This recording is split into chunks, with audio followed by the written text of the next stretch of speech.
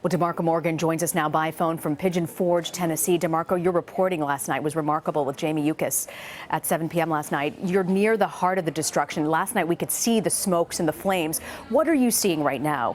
Well, Rena, we're about a mile away now. They have so many parts of this area, Sevier County, blocked off, mainly because a lot of people are trying to get back to take a look at their property and, assess the damage for themselves, but it's still not safe at this point. Right now, it's also pouring down. I mean, it's been raining heavily since this morning. It started last night around 10 p.m., and that wasn't enough for the 8 new fires that have ignited, that had started overnight, but we're told they are mostly under control. And those 8 new fires, a new building, it was vacant, but it also burned down. And it's just something to talk to the people who live in this area and who have called this area home, some of them for decades, shocked because of what happened. Clearly, this is an area that doesn't experience wildfires like our friends out west in Los Angeles and some of the other areas, but it happened so quickly because you mentioned it. You talked about it a couple of seconds ago.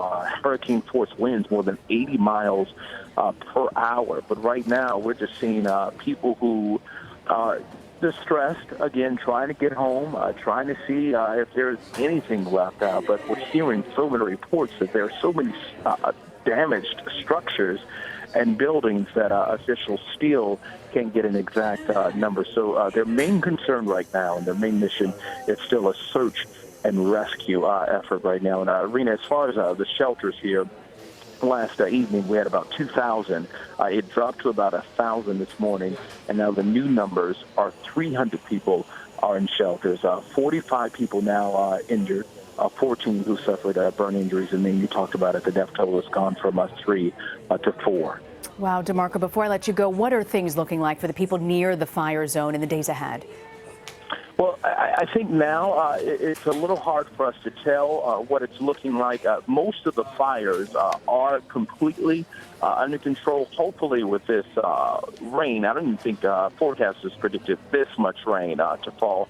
Hopefully this will help firefighters. Firefighters are leaning heavily on Mother Nature to help them out with getting these fires completely out, under control, so they can assess the damage, see how they can get people back to their homes as if they indeed are still there. But the Red Cross has been working very good. Of course, the American Red Cross always coming through whenever there's a catastrophic event. But the shelters are in place, of food, and it's also interesting just to see the neighboring counties and towns and states who have been coming forward just to help. This is a heavily populated area when you think of tourists because it's the most visited national park. A lot of us have stories here from when we were children, or taking our children to see the great Smoky Mountains there. So when this happened, it was just a big blow to this community. And you and I both saw those pictures that were coming in through social media the other night.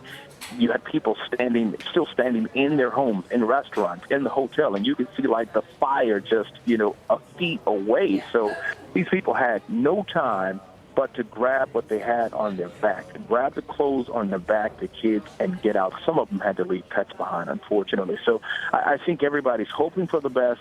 Right now, things are at a standstill because it's pouring down raining, so it's also hampering efforts for the search and rescue as well, but also to get in there and assess the damage. So I think we're just going to have to sit back and wait for a few hours, wait for the rain to die down, and then, hopefully we'll still have some light in day before it's dark and be able to update you.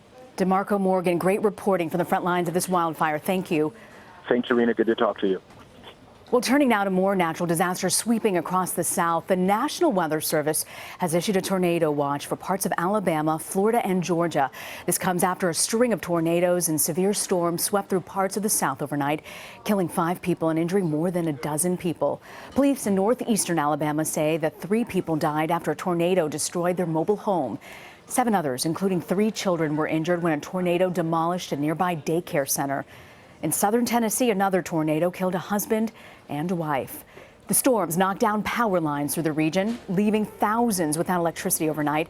Alabama Power, the state's main electricity provider, says power has been restored to most of the 45,000 customers who experienced outages.